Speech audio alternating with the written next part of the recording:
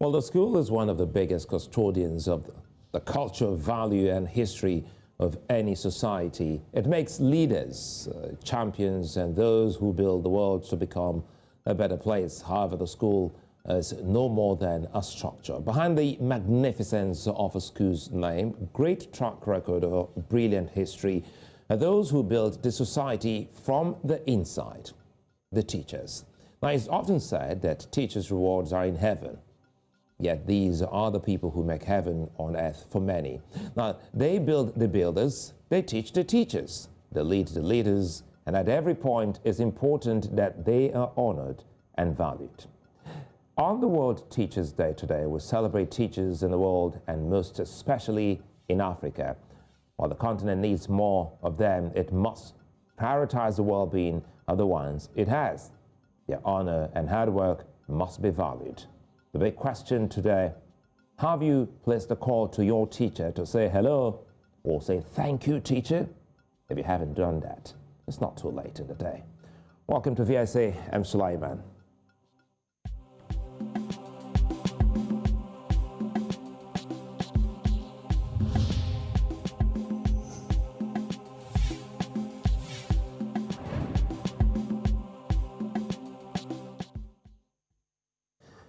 Well, for the very first time, I think I'll be saying the name of one of my favorite teachers, Dr. Chukwuma Stephen.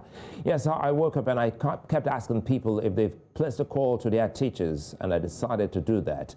It was a warm surprise at the other end, but again, I was happier than I should have been.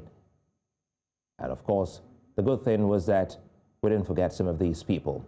Now, the World Teachers' Day is celebrated around the world on every October 5. Now, it commemorates the anniversary of the adoption of the 1966 ILO UNESCO recommendation concerning the status of teachers. The status recalls that education is a fundamental human right. It also maintains its consciousness of the need for education for all. It recognizes the indisputable and essential roles of teachers in educational advancement and the development of the modern man and the society. The recommendation is concerned about the need for teachers to enjoy a status commensurate with their roles in the society and the need for teachers to be honored. Truly, by the motto for this year's celebration of the World Teachers' Day, teachers are indeed at the heart of education, recovery, and leaders and national governments must treat them as very important members of the society. Joining me today on the square, I have some of Africa's best teachers as we unpack their current state and what has to be done to encourage them. Now, Obert Massaraure, he's the president, Amalgamated Rural Teachers of Zimbabwe, and of course, Ayodele Chukwuma Stephen is the executive member of National Association of Proprietors of Private Schools, Obafemi Owode in Ogun State, southwest of Nigeria. Gentlemen, good to have you join me, and happy Teachers' Day. Thank you so much for Happy Teachers' Day. Thank you for having me. Thank you very much.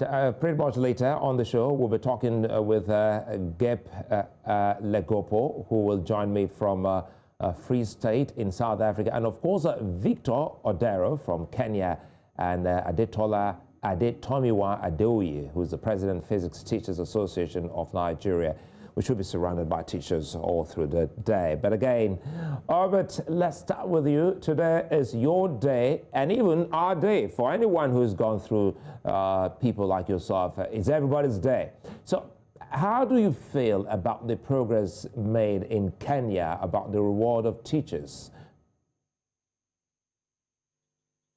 Okay, sorry, I didn't get your question quite well. What was the question again? I'm asking you, today is World Teachers' Day, and I'm asking how you feel, looking at the reward of teachers, talking about the general treatment and the attention that teachers are getting in your country.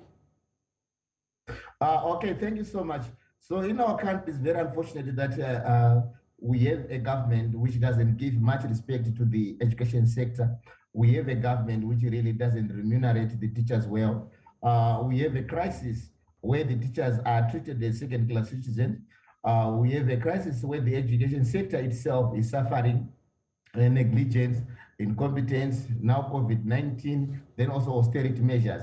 So you'll be shocked to know that a teacher in Zimbabwe cannot afford to send their own child to a school where they ordinarily teach, because they will not afford to pay the school fees at the school where they teach. So you are allowed to go there and teach, but your child is not allowed to learn there because the government has made you so poor that you cannot afford to be paying school fees at the same school where you are teaching.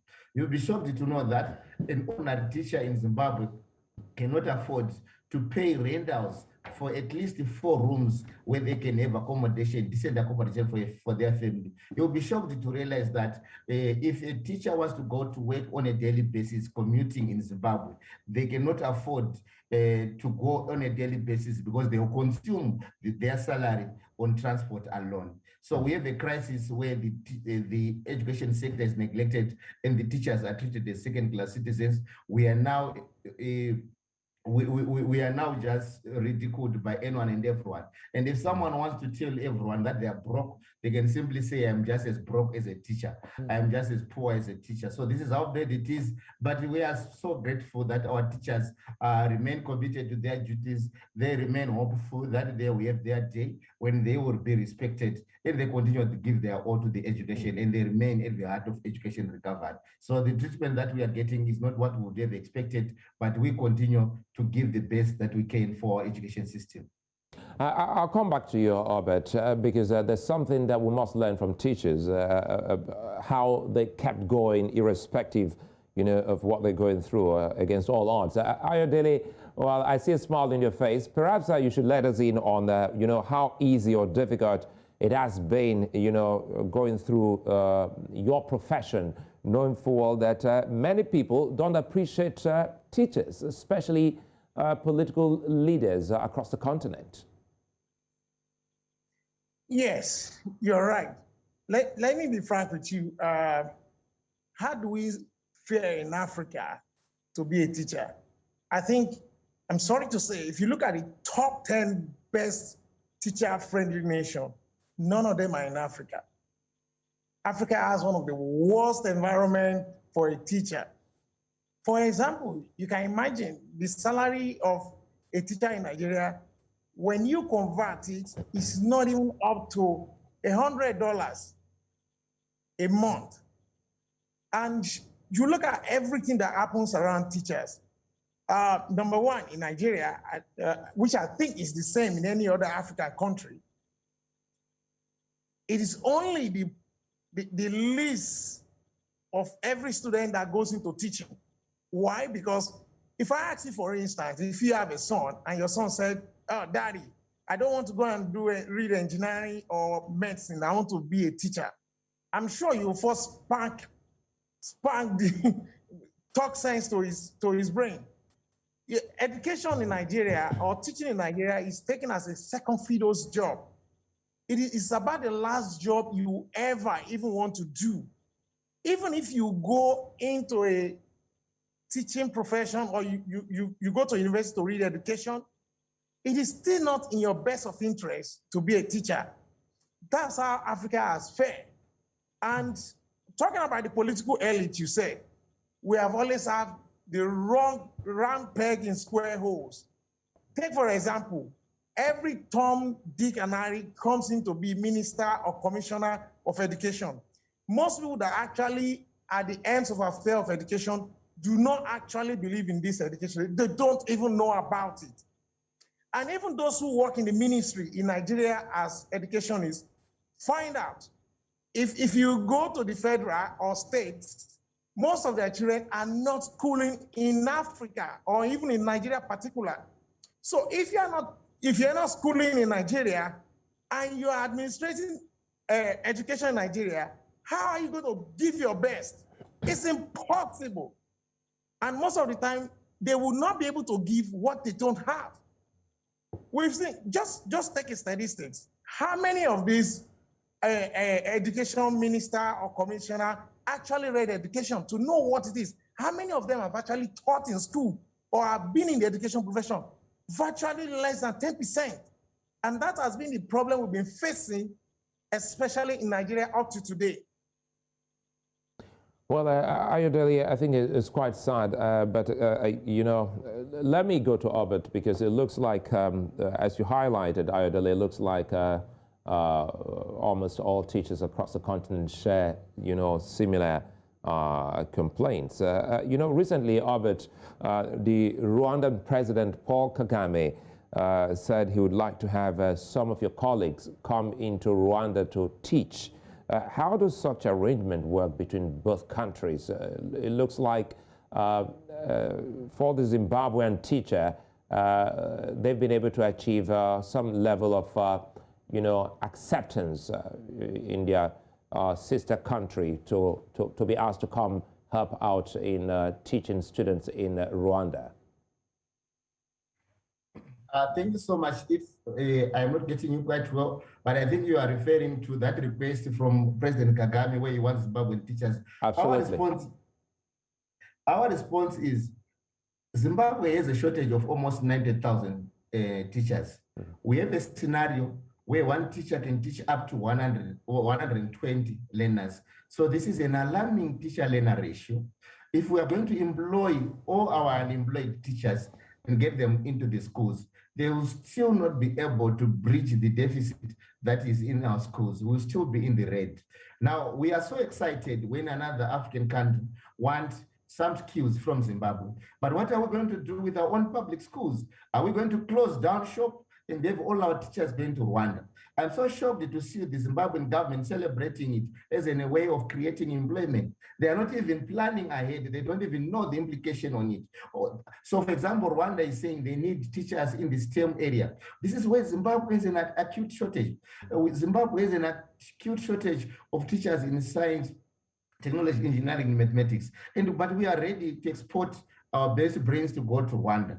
But we don't have a fallback plan. So what I would have proposed, if I were part of the planning process, is just to activate our tertiary institutions so that they produce more teachers. If the Rwandese government want teachers, we can then export the extra ones. But we also have to make our government a competitive employer so that we retain the best brains that we have also in the country, because we cannot be able to develop ourselves as a country if we are not investing in human capacity development. So at the end of the day, this is really a set. And we also have a second element which we are looking at.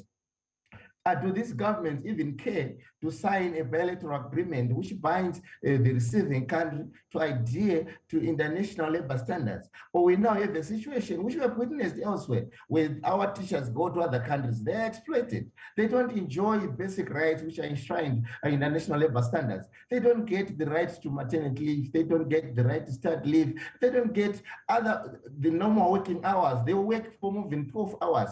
Our governments don't simply care. We know if they choose to export, they can export humans. It's more like they can trade these human beings. They get whatever they get in return, and they can celebrate it as an employment creation. But this is the crisis of Africa, where we have a leadership crisis, where we have leaders who are not planning, who are not looking forward. We would love to partner with Rwanda on an exchange program. We would love to help to train teachers, more teachers to go to Rwanda. But we can't afford to be assisting other nations when our own nation is in a deep-seated crisis, a crisis which is born out of stringent austerity measures, where the government of the day only seeks to please the bankers, and they are trying to be readmitted to get more debt from IMF and the World Bank and other, but they don't care about our social services. At a time when they signed the Dakar Declaration, which mandates them to give 20% of budgetary support to education, they just give you 13%, and they don't care. And they can even export teachers, and they can celebrate it as success. They can even use it to campaign. This is how low we have sunk. But we appreciate the government of Rwanda for appreciating the role of teachers. We appreciate them for being forward-looking, for being planning. That is a good example for Africa. And we urge our own governments to take a leaf and start doing the same for their own nations. Talking about your government, Obert, let me stay with you. Just recently, your association and some of your colleagues had this protest where you asked your government to pay your salaries in dollars. How is that, demand going with the government of Zimbabwe? Thank you so much for raising the question, but let me give you a background. So in Zimbabwe, everything is dollarized. You go to a service station, you want to fill up your car, the fuel you pay in US dollars. Government services, if I want to get a passport today, I don't pay in local currency. I have to pay like 380 United States dollars, which is times 3 my monthly salary. If I convert my salary, which is denominated in local currency, and then try to buy the US dollars on the market, I will need 3 months just to get a passport. So this is a crisis we have in Zimbabwe, where the market is dollarized, but salaries are in the local currency. Now you realize that at some point we were earning our salaries in US dollars. So what changed is that the government went through a process of changing the currency in 2017, 2018. It was a process, it is a wage theft. They were focusing on stealing our wages. So after consistently introducing laws that would change our salaries from US dollars to local currency, they went on later to revert. The market went back to the US dollars, but our salaries remained stuck in the local currency. So we now have a crisis where the teachers and other workers in general cannot transact in the market. If you see the way how the ordinary worker in Zimbabwe is surviving, you'll be shocked when you compare to the profits that are being declared by companies. So for example, a company which used to spend maybe, let's say they produce bread. If they used to produce 200 loaves of bread to pay one worker, now because workers are earning in the local currency, but the bread is sold in US dollars, they no longer need to sell 200 loaves of bread to pay one worker. They are simply going to be selling 20 loaves of bread to pay one worker. So because of that wage theft, you will see companies posting huge profits at a time when the workers can't afford healthcare, can't afford food, can't afford accommodation, can't afford all the basics. So this is the way the logic comes from, where we say we now need our salaries in US dollars. And just to put matters into perspective, we actually have a statutory instrument, which from the government itself, where the government says everyone who sells goods or services, they are mandated to be quoting their goods or services in both the US dollar and the local currency. And we are simply want to exercise our right to quote our service, which is labor, in US dollars, because all the other services are now quoted in the same. So there's nothing wrong about it. So you look at a teacher who was earning 540 United States dollars before the wage theft which came in. They were earning 540 USD before October 2018. They now earn 115 US dollars when they get to buy the same in the market, but the price of goods and services have gone up. So this is where we're coming from, and this is what we are pushing for. And we are glad there's progress. There's progress because people, the teachers, the working class are getting more conscious. And when the workers are conscious, they'll say enough is enough, and they'll put an end to this slavery. And one day, which is coming very soon, we'll be able to hold this government to task and ensure that the value of our salaries is restored. All right, Obert, we'll stay on this. As we round off, let me quickly bring in Adetola, and I want Obert to also weigh in on that before we close on this and invite our other teachers to join us on the show. Quickly here, the theme here is, Ayodele, quickly here, a whole lot is happening, and we are in a pandemic. And where a lot of people have been so qualified as essential workers. Now, teachers are back, to teaching students. And some of your colleagues are saying, why is it that the government hasn't actually tagged teachers as essential, workers, to be so catered for in a pandemic? So how are you coping now that students are back into classrooms as a teacher? Yes, thank you for bringing this story. Let me quickly go back to the pandemic, because that is actually the biggest milestone in the history of teaching in Nigeria.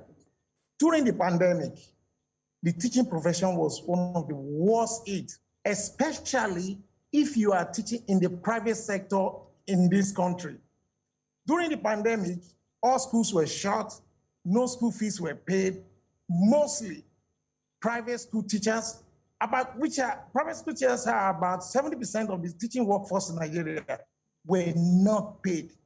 Throughout the period of the pandemic, nobody was paid. In fact, I have a friend, the wife died during that process. What happened? Simple malaria, simple typhoid. He was the principal of a school that I know, and he's a friend of mine. Of course, they finished spending all the money they had. The wife went at typhoid. They couldn't treat it. They were using local herbs, and the woman died. It was a sorry state to us. We're in deep shock. And this is one person I know that is close to me. There are many more of such stories in Nigeria. And let me be frank with you. Immediately after the pandemic, most especially experienced teachers now find that teaching profession in Nigeria has no future. Find out across the length of the country, not less than 10% of the best workforce actually pulled out of teaching service, and some of them went into agro-allied industry and some other industry. And immediately after the pandemic, virtually almost all schools, if not about 95% of all schools, actually went into recruitment. You can even see Lagos State government was also doing massive recruitment. So trying to bring in people into work within this same work culture that we don't have, where teachers are treated as the last baggage in the society. Okay, now the new people that are coming into to be a teacher are about the worst you can actually pick. You see somebody who are probably third class, or people who even drop out of school, coming to be a teacher, to teach in a country is, it's so shocking. You can't believe this. Teachers who don't even have the little rudiment about what they are going to be teaching are actually the one getting the jobs now, because the good one of them have left. So that's the case we're in Nigeria. And let me be frank with you, it will continue to be like this until government now find out that the real thing about the society is actually the teachers, because it's the teachers that makes everybody. The teachers are the one that produce the politician. They nurture the country, they nurture the society. If government does not come with something fantastic for teachers, you will see a lot of people. Now we're talking about doctors leaving en masse Nigeria to go elsewhere. Very soon, America and some other countries will be coming for our teachers. And what will we be left with? So I'm thinking that government should take a little step. And of course, in the university environment like ASU, they have a strong force. They can hold government to account. They can go on strike. But what about the other teachers in primary, secondary school who are not heavily unionized? Who speak for them? Nobody. But if government can come in with good incentive, for example, if you are a teacher and your children goes to school and government pays their school fee, everybody wants to be a teacher. If, for example, teachers have simple insurance scheme, like, for example, my friend lost his wife because he couldn't treat ordinary typhoid that less than $1 can treat anywhere in the world. And government said, okay, all teachers in Nigeria has an health insurance, which they now say, you see, everybody want to be a good teacher. But despite all these things, a lot of people like us who are still teaching, we're still happy. Because one thing, teacher is a calling. To be a teacher is a calling. Sometimes for someone like me, I love to be in the classroom. Why? Because I love to see kids read and smile and be happy. But we know our reward is not in this country. We know that our country, Nigeria, does not care, absolutely does not care for us as a teacher, does not care for us. And I don't think our country actually meant well for teachers in this country, or else we won't have been the most downtrodden sector of the economy. That's my thinking. And I think it is high time government should come out and do something to ameliorate the problem we are having as a teacher in this country. Well, I think we really must stay on this, Ayodele and Obert. It's really a sad commentary, honestly, listening to both of you. And across the continent, it's not a joyful story we hear from teachers.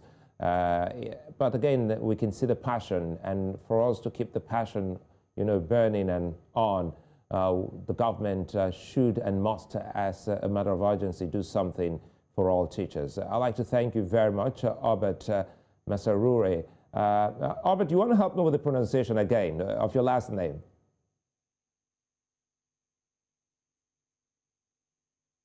Oh, my last name is Massaraure.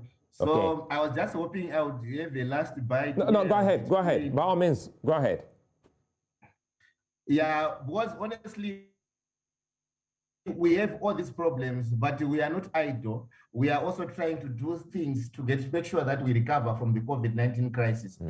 So what we have done as a union, to begin with, one, we have been training our teachers to be able to conduct remote teaching. We understand the formal training they received in tertiary institution was not enough for them to be able to be conducting lessons outside the physical classroom. So as a union, we've been seized with such trainings.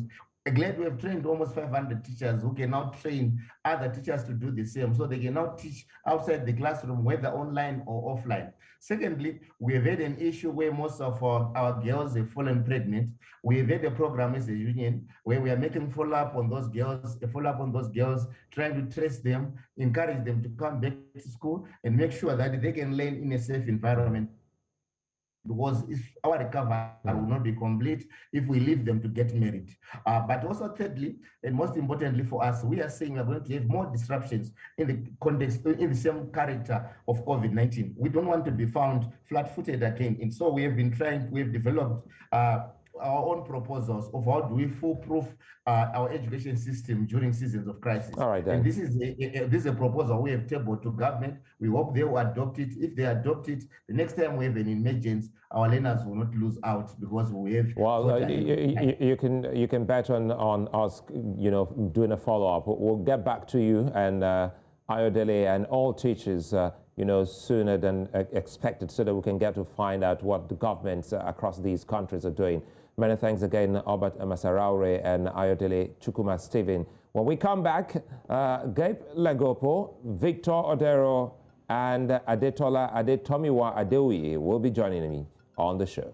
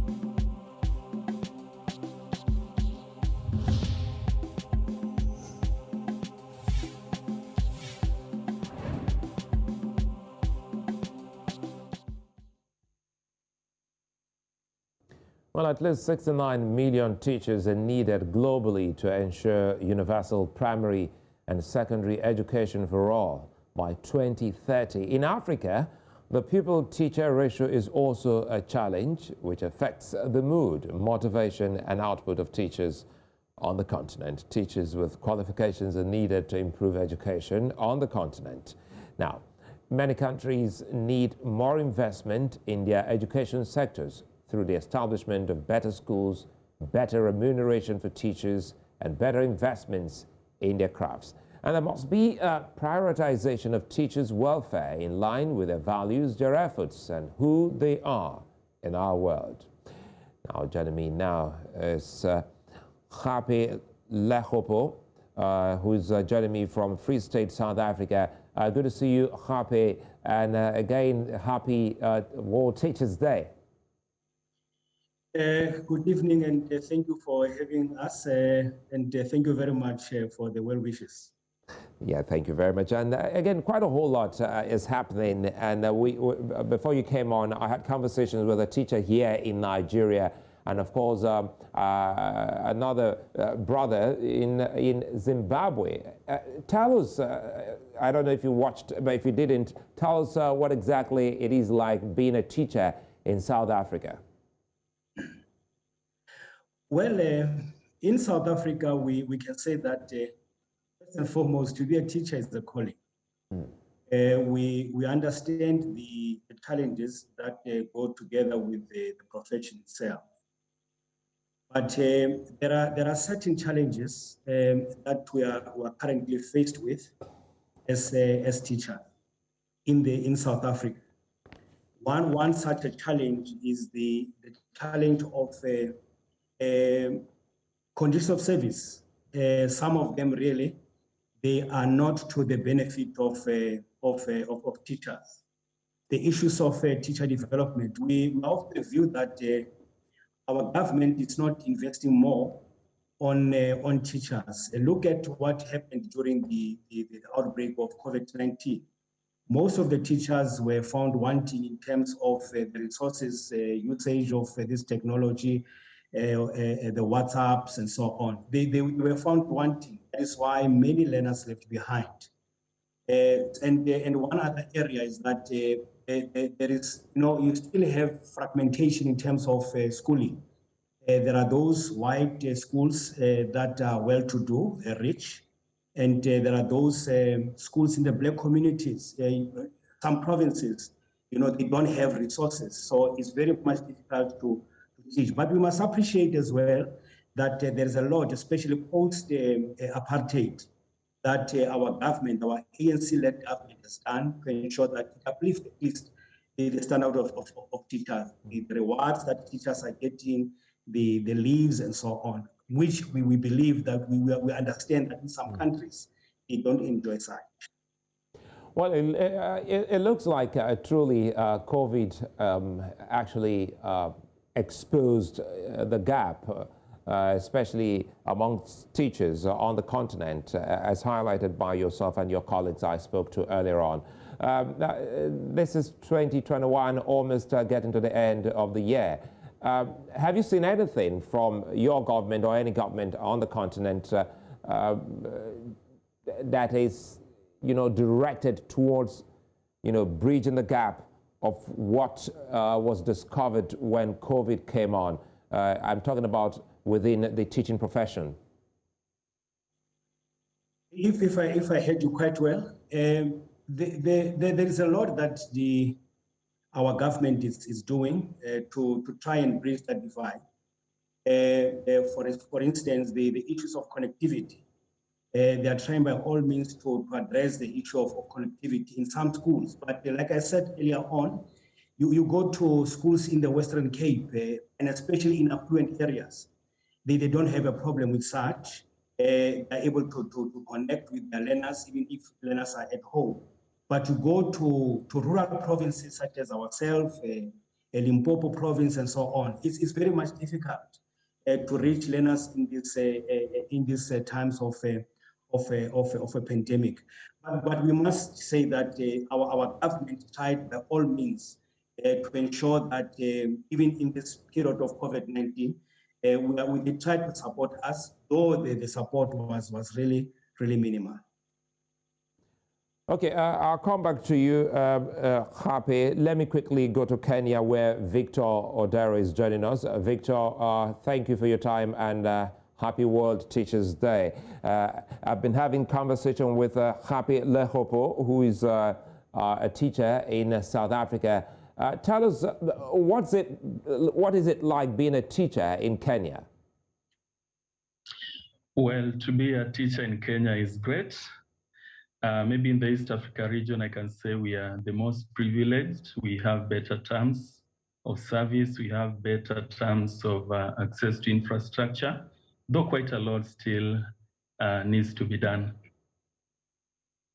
Let me quickly push this in, and it's from your other colleagues, even those in Nigeria share the same as Gape, and it's when is the gap that existed when COVID came. It was discovered that some teachers were not computer literate, and some teachers needed to go for such kind of training. Did you also, experience that amongst your colleagues during the pandemic, during the start of the pandemic?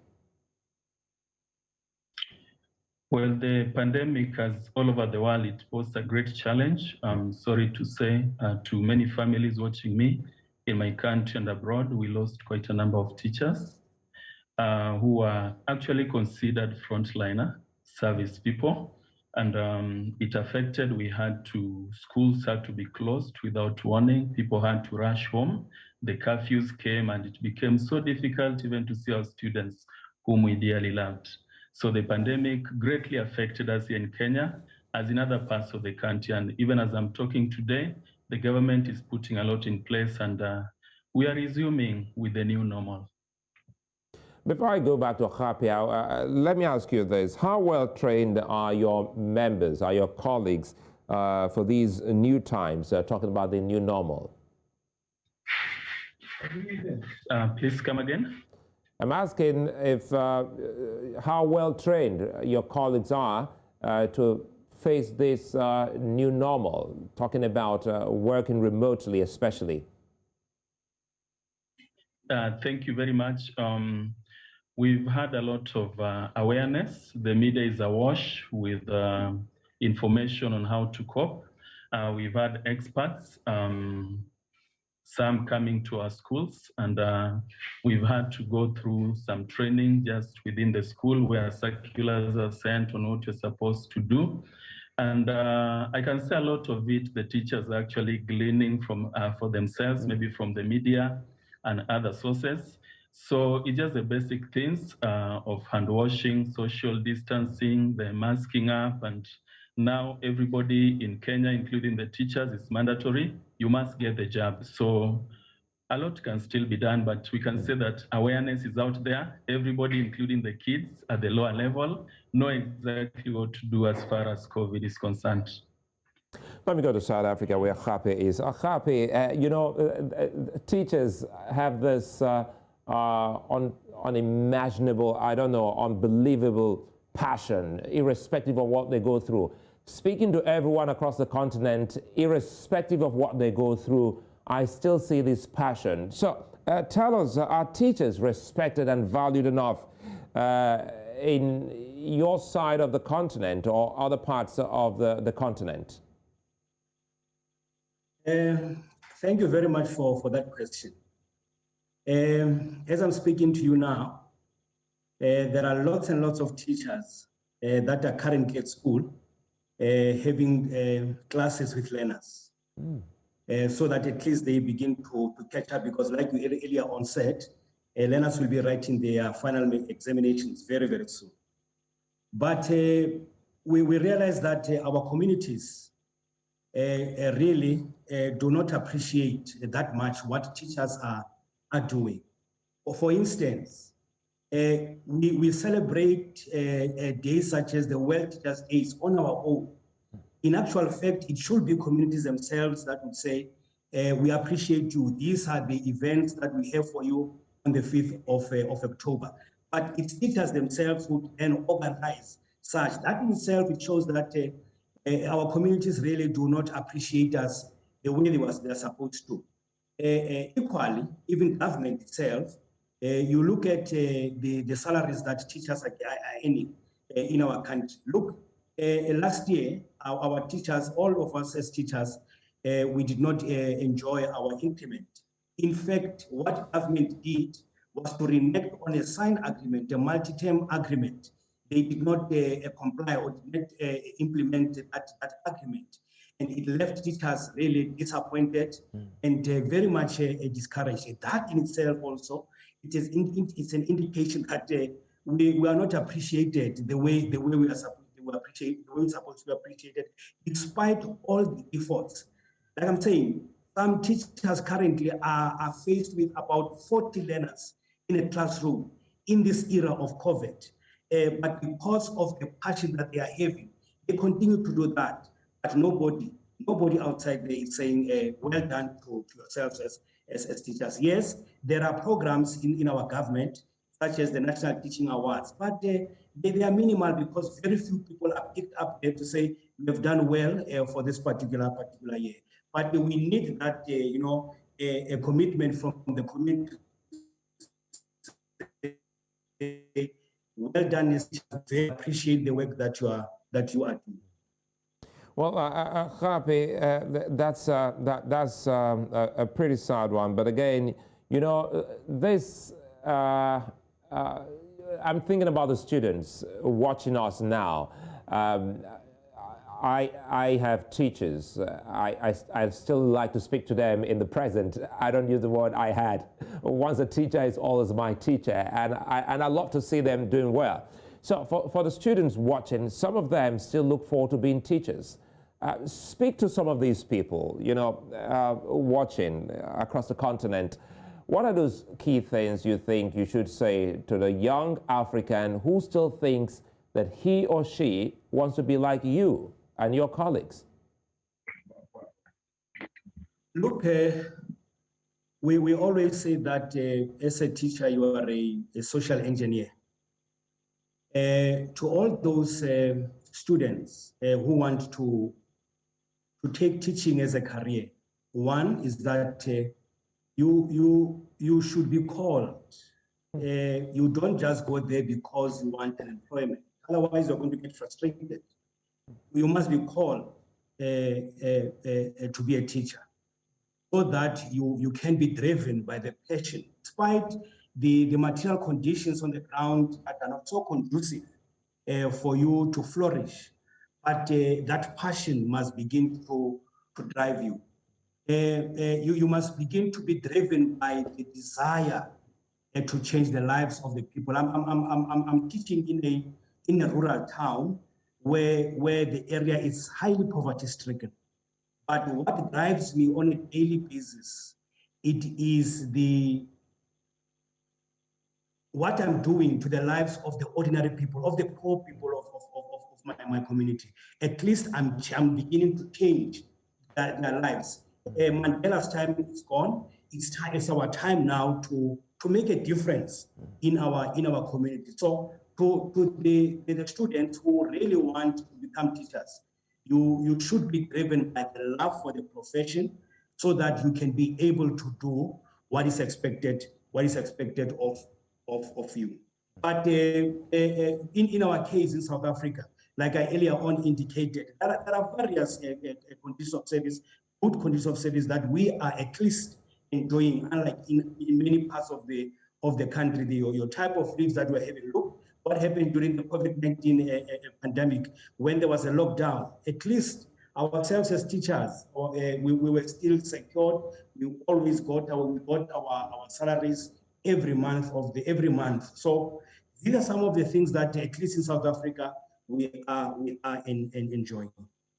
Let me come here quickly to Adetola. Adetola, listening to Gape, I beg your pardon, Victor Odero, I beg your pardon.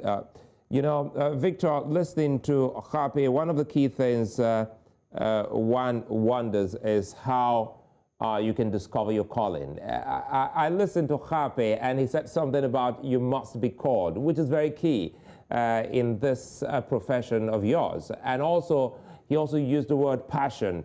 And I think that word passion or deep passion belongs to the teaching profession, honestly, seeing what you all are doing. You all are heroes. So for the young students, how do they discover that? Is it from, watching their teachers, take them through lessons and classes? Help us here, Victor. Thank you very much. As you rightly put it, once a teacher, always a teacher. Now, the body that governs teacher activity in Kenya is called the Teacher Service Commission. Actually has a service charter. It has guidelines you're supposed to do. So there's a very high level of professionalism that goes into what we do. It's so interesting that even outside the school compound, you're expected to keep that high level of integrity. The reason is clear. We are the very first people the children see. We mold them right from when they're babies to when they're able to make their decisions. They listen to us, they see us. So the passion has to be there. And as my colleague rightly put it, is a calling. I want to agree with that. Those who come here because of the pay, they soon realize there's not so much of it. It's actually the drive. When your students say, I made it because of you, when they call you, when they encourage you. Actually, this weekend, we are celebrating our high school principal. That is what drives us. Every day you go to class, you meet teachers, students, some are hatching. You meet parents, some cry in your office, you encourage them, you give them hope, you see them go to college, graduate. That in itself is enough. What more would a teacher ask for? What more will the teacher ask for? That's a big one. But again, you make me so emotional today on the show. Gape, before I came on, just some hours before I came on the show, I had this conversation with my colleagues here in the office. I was asking everyone, have you called your teacher today? And well, that was when I realized I haven't actually done that. So I had to call one of my teachers, and it was an emotional session. And guess what he said to me? He's retired now. He said, Sulaiman, let's be chatting once in a while. And I felt it. I got touched. We went to school when there was no mobile phones in Nigeria. And now my teacher says to me, reach out. So what should we be doing, especially to your very senior colleagues who are retired, knowing full well that we understand that the government must do more to care for these people who are the very seniors among the teaching profession. But what more can we do? Even you inclusive, you also have a teacher. Well, yeah. Look, fine, they are retired now. There's no need for further development for them to go in. But what they want to see is to take pride in the work that they did, to look you as a presenter on a TV, and to say, but my former student is doing well. They are taking pride out of that. So that in itself, the reach out that your teacher is talking about, it's exactly that. What is it that you are also giving out to your community as a former learner? That's exactly what your teacher is saying. Reach out to me so that I can just get what is it that you are doing with your life and how you develop the community around you. Well, as we close, we're rounding off, but very quickly before we do that, I'll take turns. Let me come back to Victor. And Victor, quickly, now let's speak to the governments across the continent, your government and every other government, knowing full well that speaking seriously, there is a gap compared to what obtains in other parts of the world. What are those other things you want to see African leaders put in place to ensure that the teaching profession becomes, a profession that almost everyone will love to go into with more passion, more interest, and we can get more and more examples of successful teachers and not people who are looked down upon by some people, especially some parents who wouldn't want their children to become teachers. I don't know if you've met some parents who say, no, I don't want you to be a teacher. And that's a pretty bad one. Thank you very much. Now, the greatest thing, like your last statement, really touches my heart. Most people don't want to go into teaching for the very reason it doesn't put enough really on the table, and that is such a factor. Our governments need to do what they need to do. We know countries that really do a lot into education, into their teachers. They are excellent. You look at the countries that are excelling, be it in technology, whichever area, they've invested quite a bit in the teacher because they know these are the people behind the very brains that run the country. Now, I want to directly talk to the leaders across the continent. My heart goes out to teachers who are working in volatile areas. We have seen colleagues who are passionate for the profession. They lay their lives on the line. Others have been killed when we have civil conflicts and civil war, different parts of the continent, different parts of the country. There's a lot of strife. Most of these are political. So I'm asking our people to create an environment that teachers will thrive. And as the teachers thrive, the country is going to thrive. I also want to encourage my colleagues all over the continent, all over the world. Let us do what we do with a passion. There is a God in heaven, he sees what we do, and he's going to remember us. Let us see our children we nurtured right from the early ages. Now are people in the society. They call us, they're telling us this and that. that should really go a long way. So I'm very encouraged by the Kenyan teacher, by the African teacher, by the teachers all over the world. We shall make it. Though slowly we shall make it. The reason why we have so many teachers' unions is because the terms of service are quite deplorable. A lot needs to be done. And ways to do it, our leaders are able to pull the buttons. So let us do what we're supposed to do. Let's make Africa a better continent. Thank you. Well, that's a fine one. And again, I'd like to thank you both, especially Gape Legopo, who joined us from Free State, South Africa, and of course, Victor Odero in Kenya. Gentlemen, it's been a pleasure speaking with you all, and I'm hoping that governments across the continent will be listening. We'll stay on this. It's something we shouldn't be about only when we're celebrating teachers. You know, every now and then we should talk about the teaching profession, talk about education. We'll celebrate with teachers on their day and every other day, and call on respective African governments to treat these jewels of inestimable value better. Well, many thanks for being such nice company again. And of course, I'll be back again tomorrow. Bye-bye.